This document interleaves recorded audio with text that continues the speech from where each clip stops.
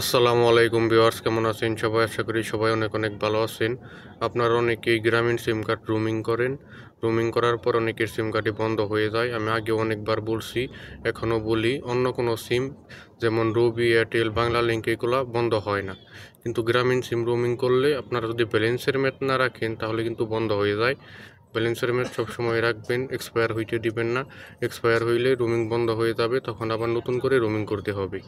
আর Bangla link, রবি, Airtel এইগুলো ব্যালেন্সের math expire হইলেও কিছুদিন এক্সপায়ার থাকলেও সমস্যা হয় না।